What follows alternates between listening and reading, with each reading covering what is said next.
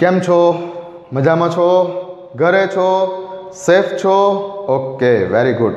ચલો, તો આજે આપણે લેક્ચર નંબર 3ની શરૂઆત કરીશું. લાસ્ટ લેક્ચર સુધીમાં આપણે ઇલેક્ટ્રોનની શોધ કઈ રીતે થઈ તેના વિશે ડિટેલમાં વાત કરી.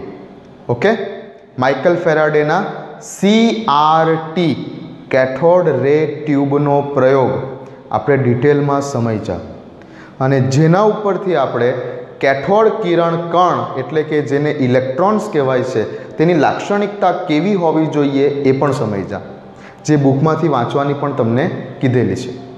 આશા છે કે વાંચી હશે. ઓકે, ફરી એકવાર ઝડપથી રિવિઝન કરાવી દઉં તો કેથોડ કિરણો એટલે કે ઇલેક્ટ્રોન્સ જેને આપણે બોલીએ છીએ તે હંમેશા કેથોડ તરફથી નીકળે છે અને એનોડ તરફ ખસે છે. પહેલી લાક્ષણિકતા. બીજી લાક્ષણિકતા કે તે અદૃશ્ય હતા, તો જેની હાજરી ઝિંક સલ્ફાઇડના પ્રસ્ફુરણ પડદા વડે નોંધી શકાઈ હતી. ઓકે, થર્ડ પોઈન્ટ ઉપર જઈએ તો વિદ્યુત ક્ષેત્ર કે ચુંબકીય ક્ષેત્રની ગેરહાજરીમાં તેઓ બિલકુલ સીધી રેખામાં ગતિ કરતા હતા. ઓકે, પરંતુ વિદ્યુત ક્ષેત્ર કે ચુંબકીય ક્ષેત્ર જ્યારે લગાવતા હતા ત્યારે પોતાનો માર્ગ બદલતા હતા. એના પછી વિદ્યુત ક્ષેત્ર અને ચુંબકીય ક્ષેત્રમાં આ જે પાર્ટિકલ્સ હતા, આ જે કણો હતા, તે એવી રીતે કંઈક પોતાની લાક્ષણિકતા દર્શાવતા હતા કે જેથી કરીને તેમનો વીજભાર કેવો હોય? ઋણ હોય. વિદ્યુત ક્ષેત્ર અને ચુંબકીય ક્ષેત્રમાં પોતાની વર્તણૂક ઋણ ચાર્જ ધરાવતા હોય તે રીતે તે કંઈક વર્તતા હતા. અને છેલ્લે એવું હતું કે આ જે કેથોડ કિરણ કણો એટલે કે ઇલેક્ટ્રોન્સ છે એ દરેક પદાર્થના પાયાના ઘટકો સાબિત થયા, ફંડામેન્ટલ પાર્ટિકલ સાબિત થયા. કેમ કે ટ્યુબની અંદર રહેલા વાયુના સ્વભાવ ઉપર કે જે પેલા એનોડ કેથોડ ધાતુની તકતીઓ ગોઠવેલી છે તેના ઉપર કોઈ આધાર રાખતા નથી.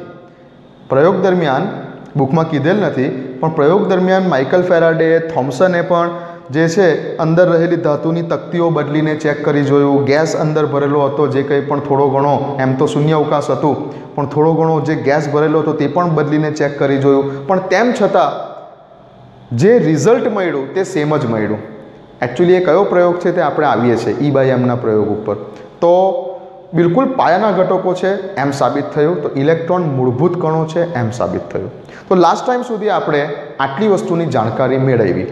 આજે જે આપણે શીખવાનું છે કે થોમ્સનનો E/M ગુણોત્તરનો પ્રયોગ વિશે.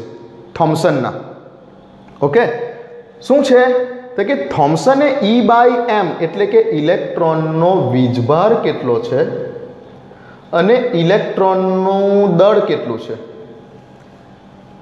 બંનેનો ગુણોત્તર મેળવેલો હતો જે પ્રયોગ ઉપરથી. તે પ્રયોગની વાત આજે આપણે કરવાની છે. હવે એકચ્યુઅલી થોમ્સનને ન તો વીજભાર કેટલો છે તે ખબર હતી કે ન તો દળ કેટલું છે તે ખબર હતી. થોમ્સનને આ બંને વેલ્યુ ખબર નથી, પણ તેમ છતાં તેને કઈ રીતે આ E/Mનો ગુણોત્તર મેળવ્યો તેની વાત આપણે કરવાની છે આજે. ઓકે, તો આની શરૂઆત કરતાં પહેલાં હું તમને 5 મિનિટ મારે જે જરૂર પડવાની છે તેની વાત કરી લઉં. ઓકે ને? ધોરણ 10માં તમારું જે ચેપ્ટર છે, લગભગ 13મા નંબરનું ચેપ્ટર વિદ્યુત પ્રવાહની ચુંબકીય અસરો, તેમાં એકાદ પોઈન્ટની મારે વાત કરવાની છે. થોડુંક યાદ અપાવી દો.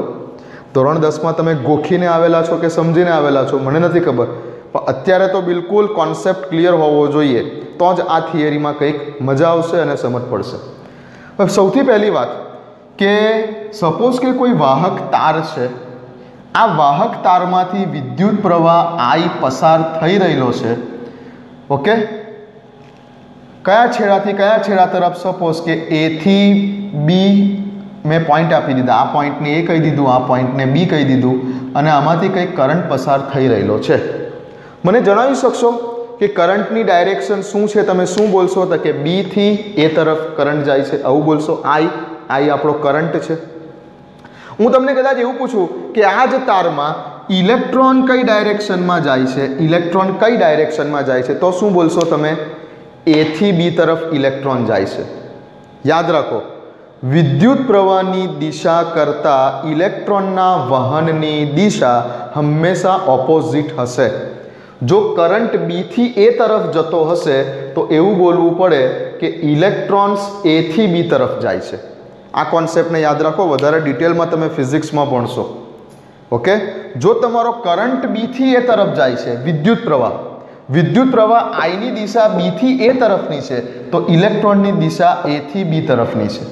ओके, चालो क्लियर, आटलू याद राखजो, मगज में बेसाड़ी दो आ वस्तुने। हवे बीजू मारे तमने शीखवाडवुं छे के चुंबकीय क्षेत्र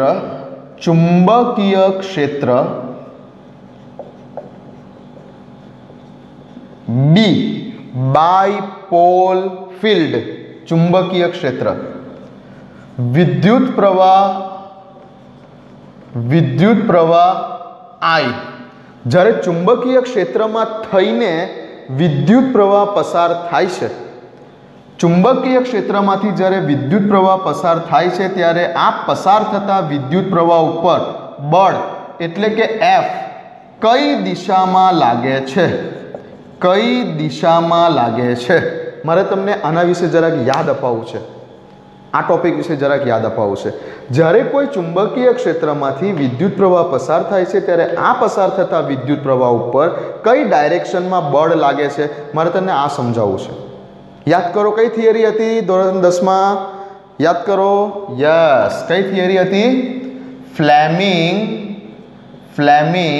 नो डाबा हाथ नो नियम, यस, फ्लेमिंग ना डाबा हाथ नो नियम। आ थियरी हती आपणी धोरण 10 में, लगभग 13मा नंबरनुं चेप्टर छे आ तमारुं।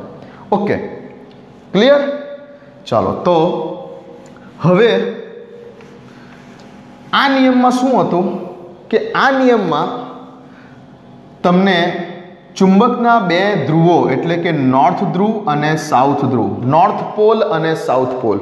हवे आ पण बराबर याद राखजो के हमेशा मैग्नेटिक फील्ड लाइन्स नॉर्थ थी साउथ तरफनी होय चुंबक में, चुंबकीय बळ रेखाओ हमेशा नॉर्थ थी साउथ तरफनी होय। ओके, कोईपण चुंबक में नॉर्थ थी साउथ तरफनी तेनी बळ रेखाओनी दिशा होय छे। ओके, तो नॉर्थ थी साउथ तरफनी बळ रेखाओ छे अने आ कोई चुंबकना बे छेड़ाओ वच्चेथी ज्यारे लंब रूपे विद्युत प्रवाह आई पसार थाय छे, विद्युत प्रवाह आई पसार थाय छे तेने लंब रूपे, तो आ पसार थता विद्युत प्रवाह आई उपर कई दिशा में बळ लागे छे, आपणे आ शीखवानुं छे, આપણે આ શીખવાનું છે। ઓકે, પસાર થતા વિદ્યુત પ્રવાહ आई ઉપર કઈ દિશામાં બળ લાગશે, તો આજે આપણે આ શીખવાનું છે, કોન્સેપ્ટ ક્લિયર કરવાનો છે 2-5 મિનિટ। ચાલો, તો એના માટે છે ફ્લેમિંગનો ડાબા હાથનો નિયમ। ડાબા હાથનો નિયમ તમે ધોરણ 10 માં શીખી ગયા છો। ફરી એકવાર તમને કહી દઉં કે ભાઈ જે આપણો ડાબો હાથ છે એ ડાબા હાથમાં જે આપણો અંગૂઠો છે, અંગૂઠો એને આપણે एफ कही दो, बळ, एफ बळनी दिशा बतावशे अंगूठो, अंगूठाने शुं कही दो तमे? एफ कही दो, एफ अंगूठो तमारो फोर्स बतावशे, एफ। ओके, चलो, डाबा हाथनी जे पहली आंगળી છે, डाबा हाथनी पहली आंगળી છે, ए डाबा हाथनी पहली आंगળીને तमे बळ रेखाओनी दिशा कही दो, एटले के बी कही दो, बी, डाबा हाथनी पहली आंगળીને बी कही दो અને ડાબા હાથની જે આ બીજી આંગળી છે એ બીજી આંગળીને તમે આઈ કહી દો, આઈ। તો એફ બી આઈ, એફ બી આઈ, ક્લિયર? ચાલો, એફ બી આઈ, ફોર્સ, બાયપોલ મોમેન્ટ એટલે કે ચુંબકીય બળ રેખાઓની ડાયરેક્શન અને કરંટની ડાયરેક્શન આઈ, એફ બી આઈ। ત્રણે ત્રણ એકબીજાને લંબ રૂપે છે, 90 ડિગ્રીએ છે, જોઈ લો, કાટખૂણે છે, आ बे आंगળી एकबीजाने काटखूणे छे, त्रणेय त्रण एकबीजाने काटखूणे छे, गमे ते रीते तमे आने दर्शावशो, त्रणेय त्रण एकबीजाने काटखूणे छे। हवे सपोज के चुंबकनो नॉर्थ छेड़ो, चुंबकनो नॉर्थ पोल अने चुंबकनो साउथ पोल आवुं छे। हवे आमां चुंबकीय बळ रेखाओनी डायरेक्शन कई तरफ हशे? हमेशा नॉर्थ थी साउथ तरफ हशे। आ चुंबकीय बळ रेखाओनी डायरेक्शन आ टाइपनी होय। क्लियर छे? ओके, सपोज के આ ચુંબકના નોર્થ અને સાઉથ પોલની વચ્ચેથી વિદ્યુત પ્રવાહ પસાર થઈ રહેલો છે। આ એક તાર છે, તેમાંથી વિદ્યુત પ્રવાહ પસાર થઈ રહેલો છે। સપોઝ કે આઈ વિદ્યુત પ્રવાહ આઈ પસાર થઈ રહેલો છે। હવે તમે મને જણાવી શકશો કે આ વિદ્યુત પ્રવાહ આઈની ઉપર કઈ દિશામાં બળ લાગતું હશે ફ્લેમિંગના ડાબા હાથના રૂલ પ્રમાણે? તો સૌથી પહેલાં ફ્લેમિંગનો ડાબા હાથનો રૂલ, અંગૂઠો બતાવે છે બળની દિશા, પહેલી આંગળી બતાવે છે આપણી ચુંબકીય ક્ષેત્રની બળ રેખાઓ કઈ ડાયરેક્શનમાં છે, અને આ આંગળી બતાવે છે કરંટની ડાયરેક્શન। તો જોઈ શકો છો તમે પહેલાં તો મારી ચુંબકીય બળ રેખાઓ એ નોર્થથી સાઉથ તરફની છે, આ ડાયરેક્શનમાં છે, પહેલી આંગળી મેં આમ રાખી। હવે મારો કરંટ કઈ ડાયરેક્શનમાં ફ્લો થઈ રહેલો છે? કરંટ ફ્લો થઈ રહેલો છે મારો આ ડાયરેક્શનમાં, જોઈ શકો છો આઈ નોર્થથી સાઉથ તરફની ચુંબકીય બળ રેખાઓ છે, કરંટ ફ્લો થઈ રહેલો છે આ ડાયરેક્શનમાં। તો હવે બળ કઈ ડાયરેક્શનમાં છે? તમારી તરફ આવતું। તો આ વિદ્યુત પ્રવાહને તમારી તરફ આ ડાયરેક્શનમાં, આ પેનની ડાયરેક્શનમાં બળ લાગે છે, આ ડાયરેક્શનમાં અંગૂઠો બળ બતાવે છે। ચુંબકીય બળ રેખાઓ નોર્થથી સાઉથ તરફની, કરંટની ડાયરેક્શન આ છે, તો બળની ડાયરેક્શન આ છે, અંગૂઠો મારો તમારી તરફ આવે છે। ક્લિયર? ઓકે, બીજું એક્ઝામ્પલ લઉં। નોર્થથી સાઉથ તરફની ચુંબકીય બળ રેખાઓની ડાયરેક્શન છે, કરંટ પાસ થઈ રહેલો છે। હવે સમજો કે આ ડાયરેક્શનમાં કરંટ પાસ થઈ રહેલો છે। તો હવે જણાવી શકો છો કે બળ કઈ ડાયરેક્શનમાં લાગશે? ચેક કરી લઈએ ફરી પાછું। આપણી બળ રેખાઓ આ ડાયરેક્શનમાં છે, કરંટની ડાયરેક્શન હવે નીચેની તરફ નથી, કરંટની ડાયરેક્શન હવે નીચેની તરફ નથી, કરંટ ઉપર તરફ જઈ રહેલો છે। તો મારે આમ કરવું પડે, ચુંબકીય બળ રેખાઓ બી વાળી આંગળી તો હજુ આમ જ છે, મારો કરંટ આઈ વાળી આંગળી ઉપરની તરફ ગઈ, તો બોલી શકો છો કે ફોર્સ બળ કઈ તરફ લાગી રહેલું છે? અંગૂઠો કઈ તરફ છે? મારો બોર્ડની પાછળની તરફ, અંગૂઠો મારો કઈ તરફ છે? બોર્ડની પાછળની તરફ। તો આ કરંટને એટલે કે આઈને કઈ ડાયરેક્શનમાં બળ લાગી રહેલું છે? બોર્ડની પાછળની તરફ। જોઈ શકો છો ચુંબકીય બળ રેખાઓ આમ છે, કરંટ મારો ઉપરની તરફ જઈ રહેલો છે, ચુંબકીય બળ રેખાઓ પહેલી આંગળી આમ જ છે, તો અંગૂઠો મારો પાછળ તરફ જાય છે, બળ પાછળની તરફ લાગી રહેલું છે। ક્લિયર? તો આ હતો ફ્લેમિંગનો ડાબા હાથનો નિયમ। આ કન્ડિશનમાં બળ આગળની તરફ લાગી રહેલું છે, અંગૂઠો મારો આગળની તરફ છે। આ કન્ડિશનમાં બળ પાછળની તરફ લાગી રહેલું છે, અંગૂઠો મારો પાછળની તરફ છે। ક્લિયર? ઓકે, આ જ વસ્તુને બીજી એક રીતે પણ સમજાવી શકું છું, ફ્લેમિંગના ડાબા હાથના રૂલને એક બીજી રીતે પણ સમજાવી શકું છું। ઓકે, જે આના કરતાં પણ વધારે ઇઝી મેથડ છે। શું છે? હવે તમારે યુઝ કરવાનું છે, જો તમને આ ડાબા હાથવાળી ટેકનિક ના ફાવે તો બીજો પણ એક તમને સમજાવી શકું છું, પામ રૂલ, હથેળીનો નિયમ, જમણા હાથની હથેળીનો નિયમ। સેમ વસ્તુ સમજાવશે, જમણા હાથની હથેળીનો નિયમ સેમ વસ્તુ સમજાવશે। હવે ડાબો હાથ ભૂલી જાઓ, આ જ વસ્તુને તમને જમણા હાથની હથેળીના નિયમથી સમજાવું તો જે તમારી આંગળીઓ છે, હથેળીમાં જે આંગળીઓ છે, એ આંગળીઓને ચુંબકીય બળ રેખાની દિશા સમજો, આંગળીઓને ચુંબકીય બળ રેખાની દિશા સમજો, આ આંગળીઓને, અને અંગૂઠાને વિદ્યુત પ્રવાહની દિશા સમજી લો। આંગળીઓને શું સમજી લો? બળ રેખાઓની દિશા સમજી લો, ચુંબકીય બળ રેખાઓ નોર્થથી સાઉથ તરફની, અને અંગૂઠાને હવે શું સમજી લો? વિદ્યુત પ્રવાહની દિશા સમજી લો। ઓકે, તો બળ કઈ ડાયરેક્શનમાં લાગશે? તો કે જે ડાયરેક્શનમાં તમારી આ રેખાઓ છે, હથેળીની રેખાઓ છે, બરાબર, એ ડાયરેક્શનમાં બળ લાગે। હથેળીમાં જે આ રેખાઓ છે, આ રેખાઓની ડાયરેક્શનમાં બળ લાગે। ચલો સમજાવું। નોર્થથી સાઉથ તરફની ડાયરેક્શન છે, વિદ્યુત પ્રવાહની ડાયરેક્શન કઈ છે? વિદ્યુત પ્રવાહની ડાયરેક્શન નીચે તરફની છે, આ જોઈ શકો છો। નોર્થથી સાઉથ તરફની મેં ચુંબકીય બળ રેખાઓની ડાયરેક્શન બતાવી, વિદ્યુત પ્રવાહની ડાયરેક્શન કઈ તરફની છે? નીચે તરફની છે। તો બળ કઈ તરફ લાગશે? તો કે જે તરફ તમારી હાથની રેખાઓ છે, તો આ હાથને આગળ લાવો, રેખાઓ આગળ આવી, આગળ તરફનું બળ લાગશે। ઓકે, આ કેસમાં વિચારીએ, નોર્થથી સાઉથ, ફરી પાછું નોર્થથી સાઉથ. હવે કરંટ કઈ બાજુનો છે? કરંટ તો ઉપર તરફનો છે, તો આને ઉપર કરી દો. હજુ બી આપણી બળ રેખાઓ તો આમ જ છે. કરંટ કઈ બાજુ જાય છે? ઉપર તરફ જાય છે. બળ રેખાઓ આમ જાય છે, કરંટ ઉપર જાય છે. ઓકે, તો હવે આ કરંટ ઉપર કઈ ડાયરેક્શનમાં બળ લાગશે? એફ કઈ ડાયરેક્શનમાં લાગશે? તો કે જે ડાયરેક્શનમાં તમારી હથેળી પર આવેલી રેખાઓ છે તે ડાયરેક્શનમાં. તો જો બળ રેખાઓ આમ છે, કરંટ ઉપર જઈ રહેલો છે, તો આ કરંટ ઉપર બળ કઈ દિશામાં લાગશે? અંદરની તરફ, એટલે બોર્ડની પાછળની તરફ ધકેલશે આને. ક્લિયર? તો આ પામ રૂલ છે. ઇઝી. ફરી એકવાર, આંગળીઓ જે છે તે ચુંબકીય બળ રેખાઓની દિશા, આંગળીઓ ચુંબકીય બળ રેખાઓની દિશા, અંગૂઠો કરંટની દિશા, અને આપણા હાથની જમણા હાથની વાત કરું છું, આ જમણા હાથની રેખાઓ એ વિદ્યુત પ્રવાહ ઉપર લાગતા બળની દિશા. જોઈ શકો છો, આ ચુંબકીય બળ રેખાઓની દિશા નોર્થથી સાઉથ તરફની છે, કરંટની દિશા ઉપર તરફની છે. તો લાગતું બળ જે ડાયરેક્શનમાં તમારી હાથની રેખાઓ છે, રેખાઓ ક્યાં છે? આ બાજુ છે, આ બાજુ છે, તો આ ડાયરેક્શનમાં બળ લાગશે. આ કેસમાં રેખાઓ કઈ બાજુ આવી ગઈ? આ ડાયરેક્શનમાં. જો નોર્થથી સાઉથ તરફની આપણી ચુંબકીય બળ રેખાઓ છે, કરંટ નીચે જાય છે, તો રેખાઓ ક્યાં છે? આગળ છે, તો બોર્ડની આગળની તરફનું બળ લાગશે. તો આ કન્ડિશનમાં બળ તમારું આમ આવશે, રેખાઓ આમ છે એટલે, અને આ કન્ડિશનમાં બળ તમને અંદરની તરફ લઈ જશે. ઓકે, તો ડાબા હાથના નિયમ ફ્લેમિંગના કે જમણા હાથનો પામ રૂલ, બેમાંથી જે ઇઝી લાગે તે તમે વાપરી શકો છો. આ કામ લાગવાનું છે અત્યારે એટલે શીખવાડી રહેલો છું. લગભગ તમારો 10મા ધોરણમાં 13મા ચેપ્ટરમાં આ ફ્લેમિંગનો લેફ્ટ હેન્ડ રૂલ છે. ઓકે, લેફ્ટ હેન્ડ રૂલ વાપરો તો બી ઇઝી છે. ચુંબકીય બળ રેખાઓ આમ જાય છે, કરંટ આમ જાય છે.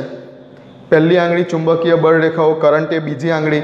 તો જોઈ શકો છો કે અંગૂઠો આગળની તરફ છે. જ્યારે આ કન્ડિશનમાં બળ રેખાઓ આમ છે, કરંટ આમ જાય છે, તો અંગૂઠો તમારો પાછળની તરફ છે, અંદરની તરફનું બળ લાગશે. ક્લિયર? ચાલો, તો હવે આપણે સમજીએ છીએ થોમ્સનનો પ્રયોગ, કે જેના મદદથી થોમ્સને ચાર્જ ટુ માસ રેશિયો, ચાર્જ ટુ માસ રેશિયો કઈ રીતે શોધેલો છે. ઓકે, ધ્યાન આપો, કેમેરામાં દેખાય છે બરાબર? ઓકે, ચલો, શું કર્યું થોમ્સને? તો થોમ્સને ફરી પાછી જે આપણી કેથોડ ટ્યુબ હતી તે કેથોડ ટ્યુબ જ લીધી. કેથોડ ટ્યુબ,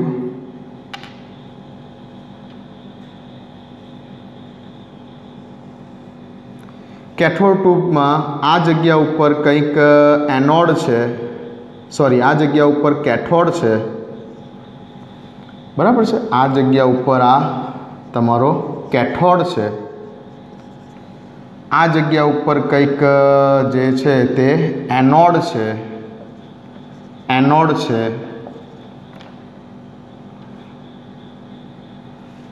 આ કેથોડ અને એનોડને હાઈ વોલ્ટેજની બેટરી સાથે જોડી દીધેલા છે. થોડીક નાની બતાવું છું અત્યારે ટ્યુબને, નેગેટિવ, પોઝિટિવ. ઓકે, એનોડમાં વચ્ચે કંઈક કાણું પાડેલું છે. ઓકે, ચાલો, હવે શું થયું? તો કે હવે આ કેથોડ ટ્યુબને આગળ લઈ જતા એક બીજી કન્ટિન્યુઅસ એક ગ્લાસ ટ્યુબ સાથે જોડાણ કરેલું છે. એક ગ્લાસની ટ્યુબ સાથે ફરી પાછું કંઈક જોડાણ કરેલું છે આનું. ઓકે, કંઈક આ રીતે છે. આ જગ્યા ઉપર પોઈન્ટ એ કીધેલું છે, આ જગ્યા ઉપર પોઈન્ટ બી કીધેલું છે, આ જગ્યા ઉપર પોઈન્ટ સી કીધેલું છે. ઓકે, આવું છે કંઈક. હવે જેવું આ હાઈ વોલ્ટેજની બેટરીની સ્વિચ ઓન થશે એવું આપણે લાસ્ટ ટાઈમ સમજ્યા તે પ્રમાણે અહીંયાથી આ જગ્યા ઉપરથી શું બહાર નીકળશે? કેથોડ તરફથી એનોડ તરફ, કેથોડ તરફથી એનોડ તરફ એક ઇનવિઝિબલ કેથોડ રેઝ બહાર નીકળશે. એનોડમાં વચ્ચે કાણું પાડેલું છે એટલે એનોડમાંથી થઈને તે આગળ આવશે, આગળ આવશે, આગળ આવશે, આગળ આવશે. આપણે લાસ્ટ ટાઈમ વાત કરી કે બિલકુલ સીધી રેખામાં ગતિ કરે છે. તો આ જગ્યા ઉપર આ તમારો ઝિંક સલ્ફાઇડનો પ્રસ્ફુરણ પડદો છે કે જે જગ્યા ઉપર બી પોઈન્ટ ઉપર તમને ઝબકારો જોવા મળશે. आ जग्या पर बी पॉइंट पर झबकारो जोवा मळशे, बिल्कुल सीधा ज आवे छे एटले क्लियर। ओके, तो कैथोडमांथी निकळता किरणों जे छे ते एनोडमांथी थईने सामे बिल्कुल सीधा बी पॉइंट पर झबकारो बतावे छे। झिंक सल्फाइडनो प्रस्फुरण પડદો છે। हालनी कंडीशनमां कोईपण प्रकारनो विद्युत क्षेत्र के चुंबकीय क्षेत्र लगावेल नथी, जोई शको छो। हवे थयुं एवुं के शुं कर्युं थॉम्सने, तो थॉम्सने शुं कर्युं के थॉम्सने आ जग्या उपर एक विद्युत क्षेत्र लगावीने जोयुं, विद्युतीय क्षेत्र लगावीने जोयुं आ जग्या उपर। तो बराबर ध्यानथी जुओ, आ जग्या उपर एक विद्युतीय क्षेत्र के एक धातुनी प्लेटने धन वीजभार साथे जोड़ी, बीजी एक धातुनी प्लेटने ऋण वीजभार बेटरीना ऋण टर्मिनल साथे जोड़ी अने आ बंनेने आगळ कोईक बीजी बेटरी साथे जोड़ेलुं हशे, मोटी हाई वोल्टेजनी बीजी कोई बेटरी साथे जोड़ेलुं हशे, बराबर। आगळ जता आ कोई बीजी बेटरी साथे जोड़ाया हशे। चलो, आ आगळ जता बीजी कोई बेटरी साथे एनुं जोडाण करेलुं हशे। ओके, तो विद्युतीय क्षेत्र लगावी दीधुं। हवे शुं थयुं, आ जग्या उपर हवे जेवुं आ विद्युतीय क्षेत्र एप्लाय कर्युं आना रस्तामां, आ इलेक्ट्रॉन्स निकળી रहेला छे, इलेक्ट्रॉन्सना रस्तामां जेवुं विद्युतीय क्षेत्र एप्लाय कर्युं एवुं थयुं एवुं के इलेक्ट्रॉन्स अहींया सुधी तो सीधा सीधा आव्या, अहींया सुधी तो सीधा सीधा आव्या, अहींया सुधी तो सीधा, पण जेवुं आ विद्युतीय क्षेत्रनी असर हेठळ आव्या तेवा ज इलेक्ट्रॉन डायवर्ट थई गया અને पॉइंट ए ઉપર ચાલ્યા ગયા, पॉइंट ए ઉપર ઝબકારો જોવા મળ્યો। સમજો કેમ ઇલેક્ટ્રોન આમ જ ગયા, કેમ નીચે નહીં ડાયવર્ટ થયા અને ઉપર તરફ જ ગયા? કેમ કે ધન વીજભાર ઉપર છે અને અહીંયાથી જે પાસ થયેલા છે ઇલેક્ટ્રોન્સ, આ ઇલેક્ટ્રોન્સનો ચાર્જ કેવો હોય? નેગેટિવ। એ તો લાસ્ટ થિયરીમાં સાબિત થઈ જ ચૂકેલું હતું કે કેથોડ કિરણો ઋણ વીજભારિત છે। હવે ઋણ વીજભાર પોતાનો ઋણ વીજભાર છે તો એ કયા વીજભાર તરફ એટ્રેક્ટ થશે? પ્લસ ધન વીજભાર બાજુ જ જશે ને। તો આ ધન વીજભારને કારણે ઇલેક્ટ્રોન ઉપર તરફ જઈને ડાયવર્ટ થઈ ગયા। ઓકે, કયું ક્ષેત્ર લગાવ્યું? તો વિદ્યુતીય ક્ષેત્ર લગાવ્યું તો, અને વિદ્યુતીય ક્ષેત્ર કંઈક આ રીતે ગોઠવ્યું તો કે ઉપર પ્લસ નીચે માઇનસ, તો ઇલેક્ટ્રોન ધન વીજભાર તરફ જઈ ગયા, વળી ગયા અને અહીંયા ધન વીજભાર તરફ આ જગ્યા ઉપર કોઈ જગ્યા ઉપર ઝબકારો જોવા મળ્યો। ઓકે, હવે શું થયું? હવે વાર્તા થોડીક બદલાઈ। જતા તો ઇલેક્ટ્રોન સ્ટ્રેટ લાઇનમાં હતા, પહેલા સ્ટ્રેટ લાઇનમાં હતા જ્યારે કોઈ પણ પ્રકારનું ક્ષેત્ર નહોતું ત્યારે। હવે જ્યારે આ વિદ્યુતીય ક્ષેત્ર લગાવ્યું ત્યારે ઇલેક્ટ્રોન ડાયવર્ટ થઈ ગયા અને કયા છેડા તરફ જઈને અથડાઈ ગયા? એ તરફ ગયા અને એ ઉપર અથડાયા, ધન વીજભાર તરફ। હવે એવું થયું કે તેને વિદ્યુતીય ક્ષેત્રની સ્વિચ બંધ કરી દીધી, આ પાવર સોર્સ બંધ કરી દીધો, વિદ્યુતીય ક્ષેત્ર હટાવી લીધું અને હવે થોમ્સને કંઈક ચુંબકીય ક્ષેત્ર લગાવ્યું। થોમ્સને આ જગ્યા ઉપર કંઈક ચુંબકીય ક્ષેત્ર પણ લગાવ્યું। હવે સમજો બરાબર ધ્યાનથી, હવે થોમ્સને કંઈક ચુંબકીય ક્ષેત્ર લગાવ્યું આ જગ્યા ઉપર।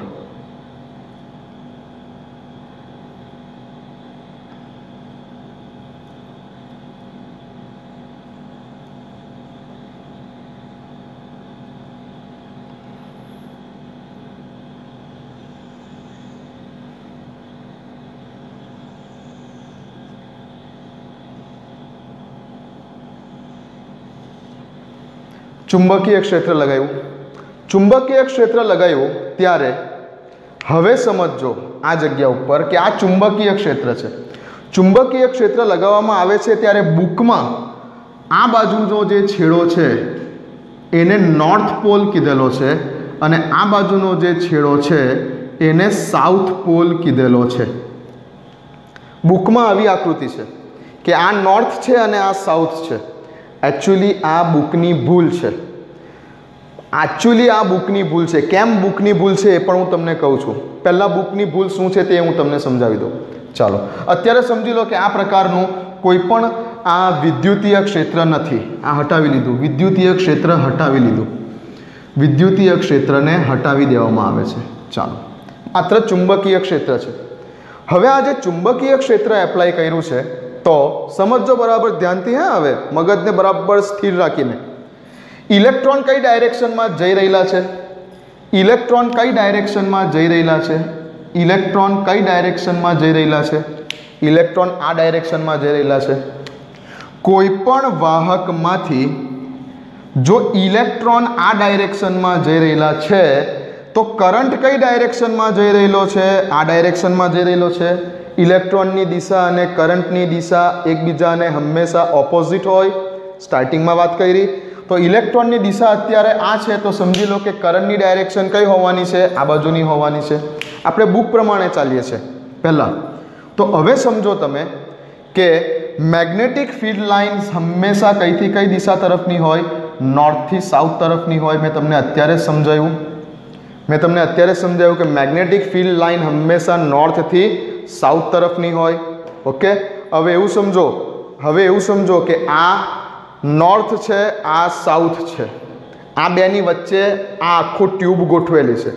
આ નોર્થ છે, આ સાઉથ છે અને બેની વચ્ચે આ ટ્યુબને ગોઠવેલી છે. બરાબર, એટલે મેગ્નેટિક ફિલ્ડ લાઇન્સ બળરેખાઓ કઈ ડાયરેક્શનમાં છે? આ ડાયરેક્શનમાં છે. આ ડાયરેક્શન એકચ્યુઅલી આમ છે. આકૃતિ 3Dમાં છે એટલે વિચારજો કે આને આમ રાખેલું છે. આ ચુંબક જે છે એકચ્યુઅલી આમ છે અને એની વચ્ચે આ ટ્યુબ છે. તો આ નોર્થ પોલ છે ચુંબકનો, આ સાઉથ પોલ છે અને બેની વચ્ચે આ ટ્યુબ છે આખી. ઓકે, તો ચુંબકીય બળરેખાઓ કઈ ડાયરેક્શનમાં છે? આ ડાયરેક્શનમાં છે, નોર્થથી સાઉથ તરફ. આમ નોર્થથી સાઉથ તરફ. ઓકે, ચુંબકીય બળરેખાઓ નોર્થથી સાઉથ તરફની છે. આ નોર્થથી સાઉથ તરફની છે, નોર્થથી સાઉથ તરફની. ઇલેક્ટ્રોન્સ કઈ ડાયરેક્શનમાં જઈ રહેલા છે? ઇલેક્ટ્રોન્સ આ ડાયરેક્શનમાં જઈ રહેલા છે. જો ઇલેક્ટ્રોન્સ આ ડાયરેક્શનમાં જઈ રહેલા છે, તો કરંટ ઓબ્વિયસલી આ ડાયરેક્શનમાં જઈ રહેલો છે, ઓપોઝિટ. ઇલેક્ટ્રોનની ડાયરેક્શન આ છે, ચુંબકીય બળરેખાઓ તમારી તરફ છે. ઇલેક્ટ્રોન્સ આ ડાયરેક્શનમાં જાય છે તો કરંટ આ ડાયરેક્શનમાં જાય છે, મારા તરફ. ચુંબકીય બળરેખાઓ તમારી તરફ, કરંટ મારી તરફ અને કરંટની ઓપોઝિટ ઇલેક્ટ્રોન આમ તરફ. ઓકે, તો હવે બળ કઈ બાજુ લાગે? ઉપરની તરફ. અંગૂઠો કઈ બાજુ આવ્યો? ઉપરની તરફ. જોઈ શકો છો. જો બુક પ્રમાણે જઈએ તો નોર્થથી સાઉથ, પાછળ નોર્થ, આગળ સાઉથ, બળરેખાઓ તમારી તરફ. ઇલેક્ટ્રોન આ બાજુ છે એટલે બોલી શકો છો કે કરંટ મારી તરફ છે, મારી તરફ આઈ. તો બળ કઈ બાજુ લાગે? એફ તરફ. હવે બુકમાં વાંચશો તો એવું કીધેલું છે કે આ પ્રકારનું સેટઅપ હોય તો આ જે ઇલેક્ટ્રોન છે પોઈન્ટ સી નીચે અથડાય. ના, ઇલેક્ટ્રોનને બળ તો ઉપર તરફ લાગે. જો આ પ્રમાણેનું સેટઅપ હોય તો બળ તો કઈ બાજુ લાગે? અંગૂઠો કઈ બાજુ આવ્યો? ઉપરની તરફ આવ્યો. તો બળ તો ઉપર તરફ લાગે. એટલે એકચ્યુઅલી બુકમાં જે છે ને આ નોર્થ અને સાઉથ પોલ લખવામાં ભૂલ થયેલી છે. તો એકચ્યુઅલી હવે ખરેખર નોર્થ પોલ અહીંયા હોવો જોઈએ અને સાઉથ પોલ અહીંયા હોવો જોઈએ. હવે ફરી સમજીએ.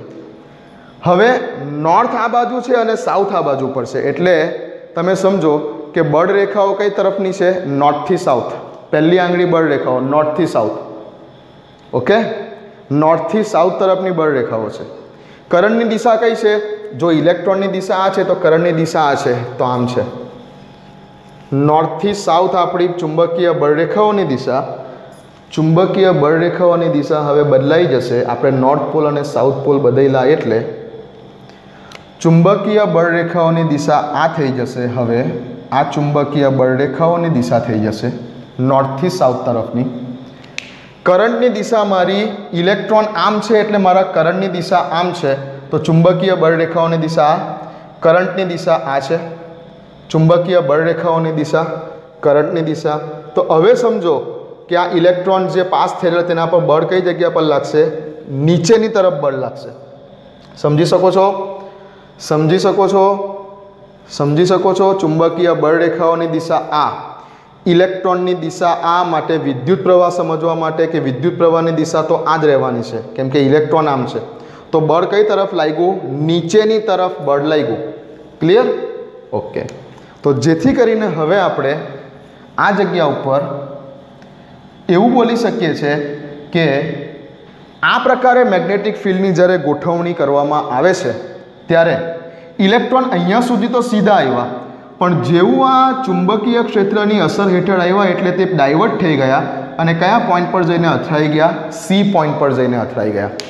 ઓકે, બુકમાં ખાલી આ એન અને એસ લખવામાં ભૂલ છે, તો સુધારી લેજો. નીચે એન અને ઉપર એસ. ક્લિયર? સમજા? તો જ્યારે ચુંબકીય ક્ષેત્રની અસર હેઠળ ઇલેક્ટ્રોન હતા તો તે નીચે તરફ એટલે કે પોઈન્ટ સી તરફ વળી ગયા, આવતા સીધા જ હતા. પણ જેવું ચુંબકીય ક્ષેત્ર આવ્યું એટલે કે એ બળ નીચે તરફ લાગવાને કારણે પોઈન્ટ સી પર અથડાઈ ગયા. આગળ વાત કરી તે પ્રમાણે કે જો હવે વિદ્યુતીય ક્ષેત્ર બી લગાવી દેવામાં આવે, પ્લસ અને માઇનસ વિદ્યુતીય ક્ષેત્ર પણ જો લગાવી દેવામાં આવે તો શું થશે? તો ઇલેક્ટ્રોન અહીંયા સુધી તો સીધા આવશે, પણ હવે ઇલેક્ટ્રોન અહીંયાથી ઉપર તરફ પોઈન્ટ એ તરફ અથડાશે. અને જ્યારે કોઈ પણ ક્ષેત્ર નથી લગાવવામાં આવ્યું ત્યારે ઇલેક્ટ્રોન સીધા જ જતા હતા. ઓકે, આવું હતું કંઈક જ્યારે કોઈ ક્ષેત્ર નહોતું લગાવ્યું ત્યારે.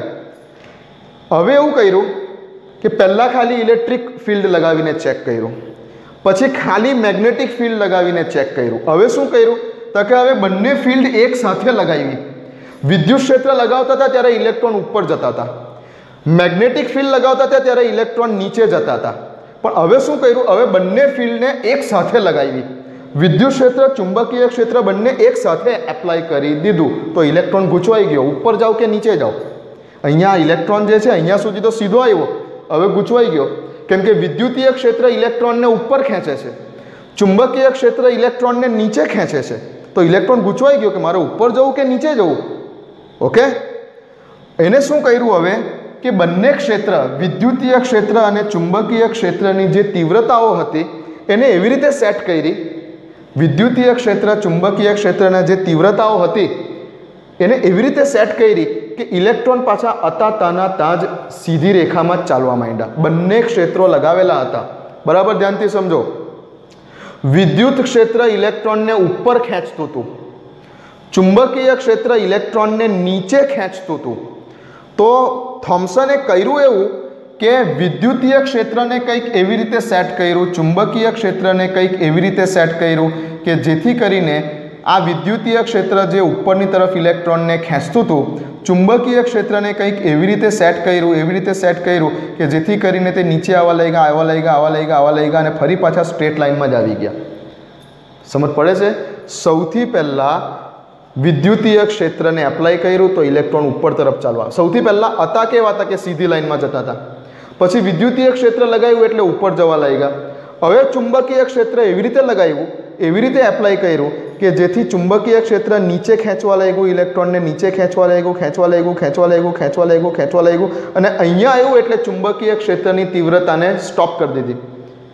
એટલે હવે આ જગ્યા ઉપર વિદ્યુતીય ક્ષેત્ર ઇલેક્ટ્રોનને ઉપર ખેંચતું હતું, ચુંબકીય ક્ષેત્ર ઇલેક્ટ્રોનને નીચે ખેંચતું હતું, પણ એવી રીતે સેટ કર્યું કે અહીંયાથી પાછા વધારે નીચે ના જાય, અહીંયા આવીને અટકી જાય.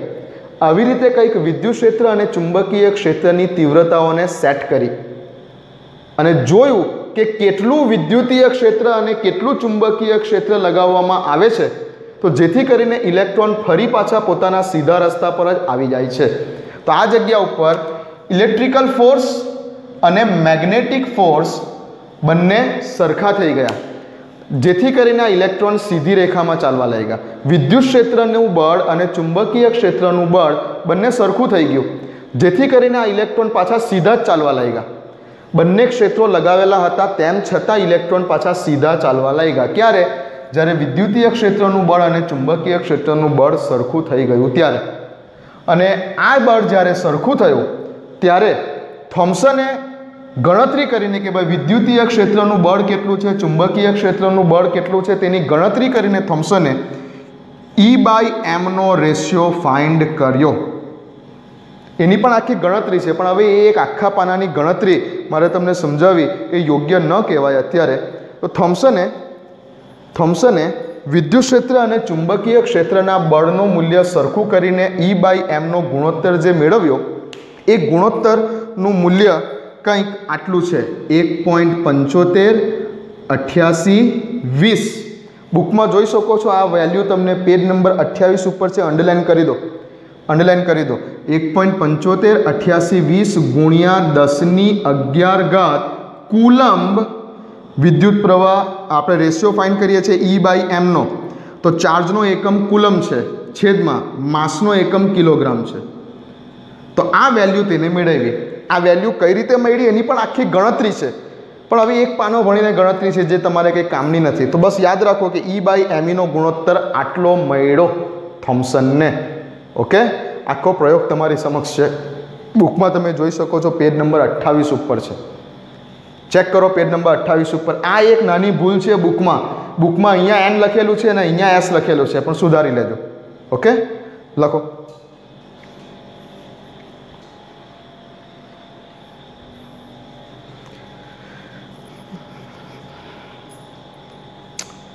જોઈ લીધું.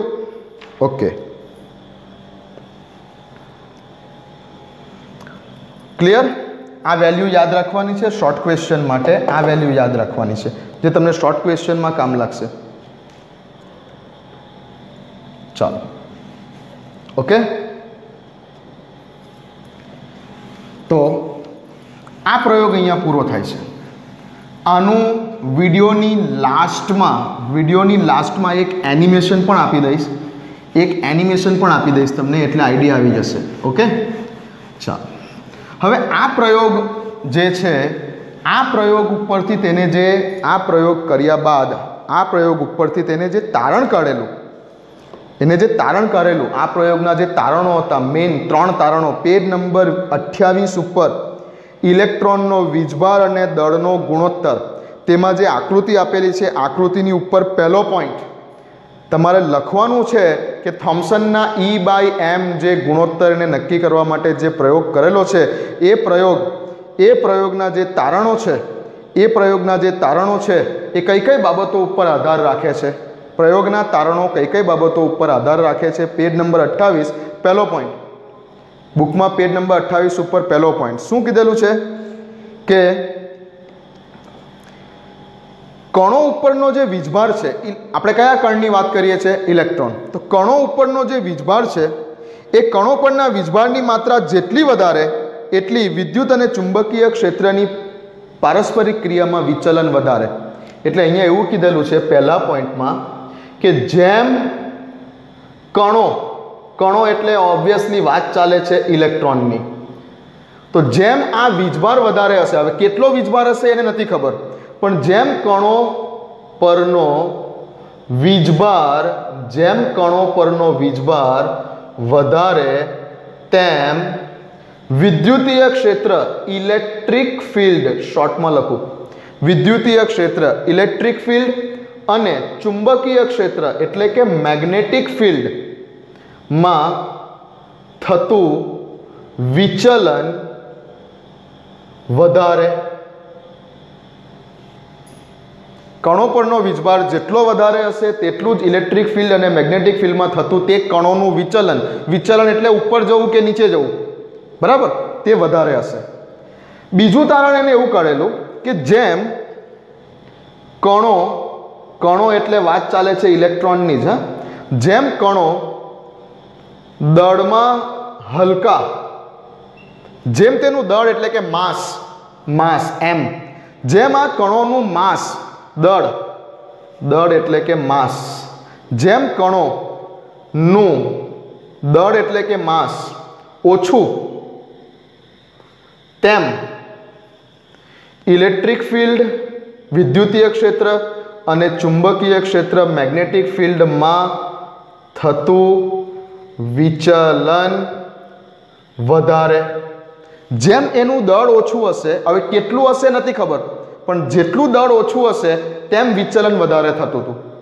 ઓકે, અને થર્ડ પોઈન્ટ એક એવો હતો કે જેમ વિદ્યુતીય ક્ષેત્ર ઇલેક્ટ્રિક ફિલ્ડ અને ચુંબકીય ક્ષેત્ર મેગ્નેટિક ફિલ્ડ, જેમ ઇલેક્ટ્રિક ફિલ્ડ અને મેગ્નેટિક ફિલ્ડની તીવ્રતા વધારે, તેમ કણોનું એટલે કે ઇલેક્ટ્રોનનું વિચલન વધારે.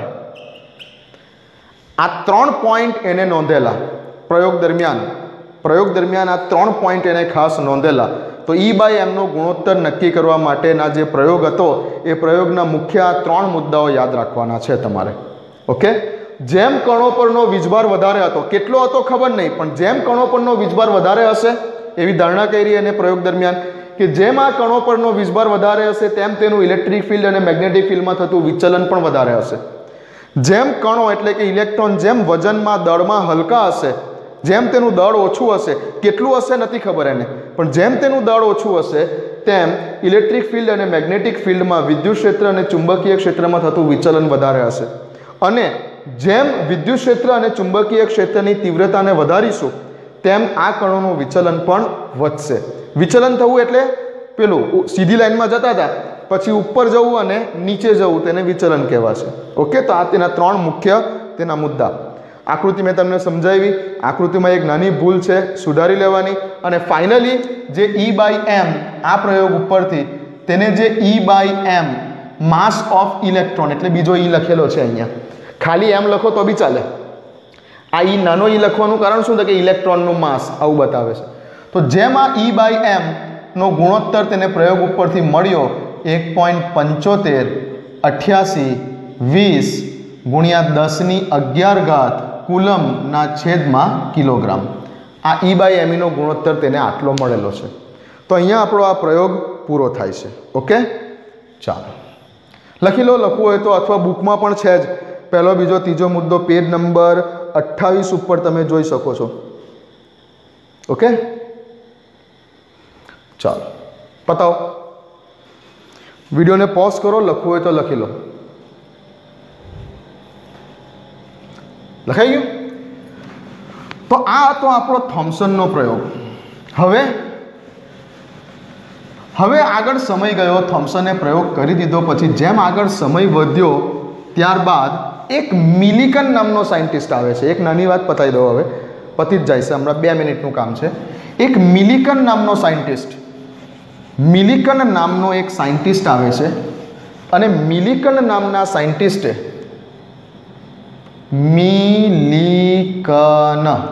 મિલિકન નામનો સાયન્ટિસ્ટ ઓઇલ ડ્રોપ એક્સપેરિમેન્ટ, તેલીબિંદુનો પ્રયોગ, ઓઇલ ડ્રોપ એક્સપેરિમેન્ટ કરે છે.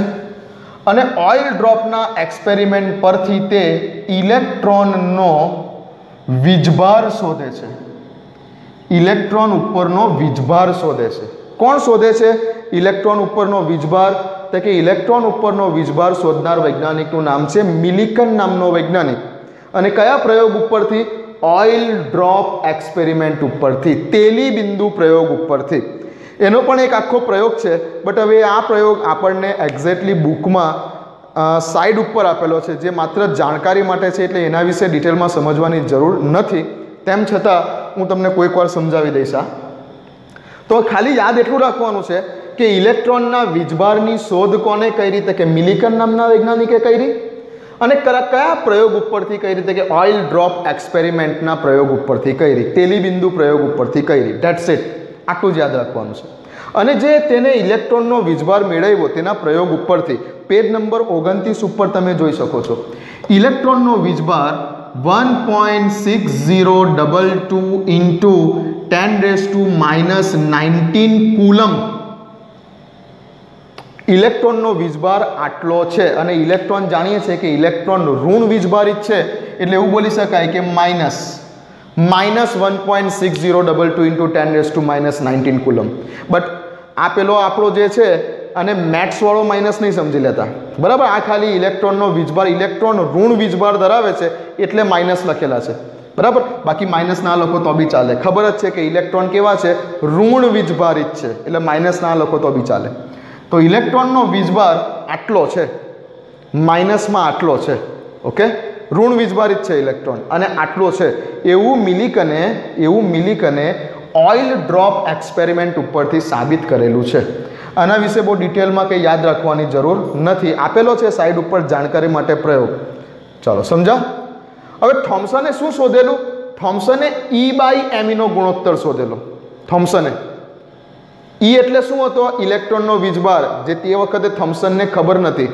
m એટલે શું હતું? ઇલેક્ટ્રોનનું દળ, તે પણ થોમ્સનને ખબર નથી. તેમ છતાં તેને E/m નો ગુણોત્તર શોધી આપેલો. હવે થોડા સમય બાદ મિલિકને પ્રયોગ કરી અને ઇલેક્ટ્રોનનો વીજભાર શોધી કાઢ્યો. એટલે હવે જો તમને ઈની વેલ્યુ ખબર છે, જો તમને આ બંનેનો ગુણોત્તર કેટલો છે તે ખબર છે, તો તમે ઇલેક્ટ્રોનનું માસ એટલે કે દળ કેટલું હશે તે શોધી શકો છો. ઓકે, કઈ રીતે?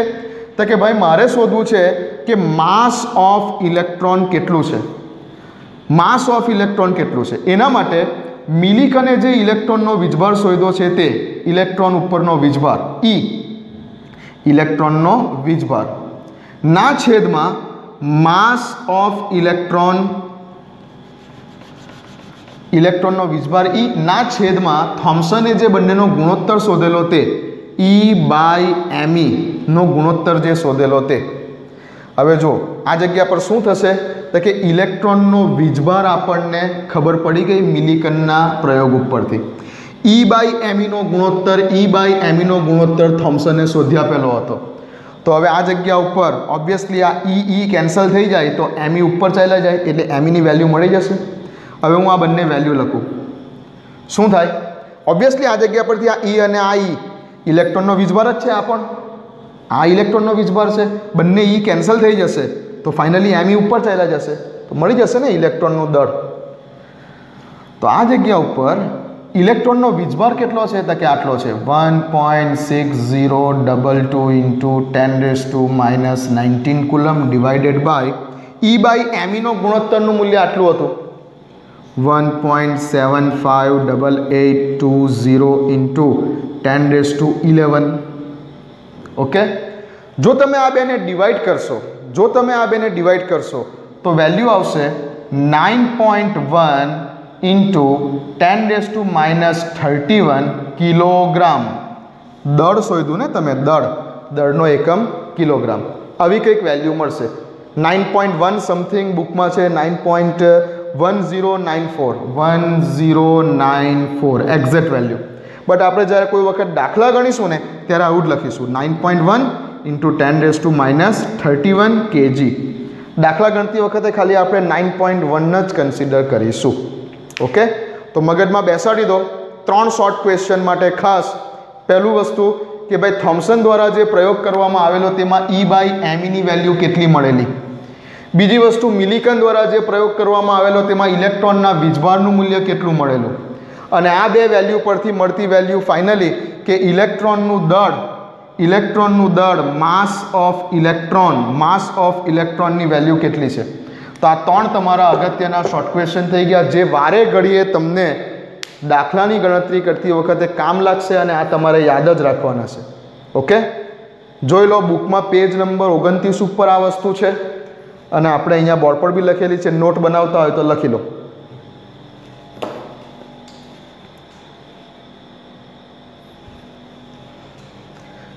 ચાલો, તો અહીં આપણી ઇલેક્ટ્રોનની શોધ પૂરી થાય છે. આપણે ઇલેક્ટ્રોન કઈ રીતે શોધાયા, ઇલેક્ટ્રોનનું ચાર્જ ટુ માસ રેશિયો કેટલો છે, ઇલેક્ટ્રોનનો વીજભાર કેટલો છે અને ઇલેક્ટ્રોનનું વજન કેટલું છે.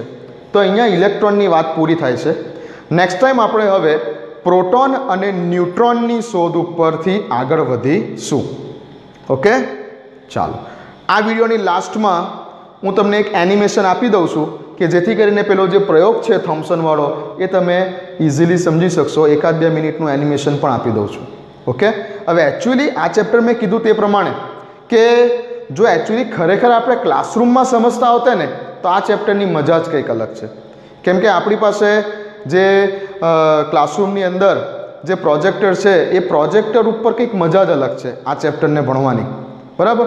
પણ હવે આ સંજોગ એવા છે કે આ ચેપ્ટરને આપણે આ રીતે શીખવું પડે છે. બાકી મારી પાસે એટલા બધા એનિમેટેડ બનાવેલા સોફ્ટવેર છે કે જેથી થિયરી સીધા તમારા મગજ પર જ સ્ટ્રાઇક કરી દે. બટ કંઈ વાંધો નહીં, જેમ બને તેમ હું ટ્રાય કરું છું કે તમને ઇઝી કરીને આપું કેમેસ્ટ્રીને, બરાબર. છે ટોપિક બહુ કોમ્પ્લિકેટેડ, બટ જેમ બને તેમ મારો ટ્રાય એ જ રહે છે કે તમને જેમ બને તેમ કેમેસ્ટ્રીને ઇઝી કરીને આપી દઉં. ઓકે, ચલો મળીએ છીએ નેક્સ્ટ ટાઈમ. વાંચતા રહો.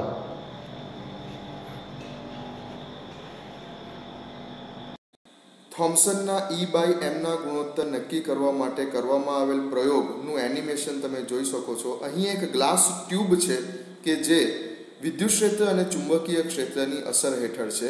ડિસ્ચાર્જ ટ્યુબ જ છે. હવે જ્યારે ટ્યુબમાંથી પસાર થતા ઇલેક્ટ્રોન ઉપર માત્ર ચુંબકીય ક્ષેત્ર લાગુ પાડવામાં આવે છે ત્યારે ઇલેક્ટ્રોન પોઈન્ટ સી તરફ એટલે કે ચુંબક તરફ ડાયવર્ટ થાય છે, જોઈ શકો છો. પરંતુ જ્યારે માત્ર વિદ્યુત ક્ષેત્ર એપ્લાય કરવામાં આવે છે ત્યારે ઇલેક્ટ્રોન્સ પોઈન્ટ એ તરફ એટલે કે વિદ્યુત ક્ષેત્ર તરફ ડાયવર્ટ થાય છે. પરંતુ હવે જ્યારે આ બંને ક્ષેત્રોની ભેગી અસર, ઇલેક્ટ્રિક ફિલ્ડ અને મેગ્નેટિક ફિલ્ડની ભેગી અસર રાખવામાં આવે છે ત્યારે ઇલેક્ટ્રોન પોઈન્ટ બી તરફ ગતિ કરે છે, જેના ઉપરથી થોમ્સને આ E/m નો ગુણોત્તર આપેલ છે. ઓકે.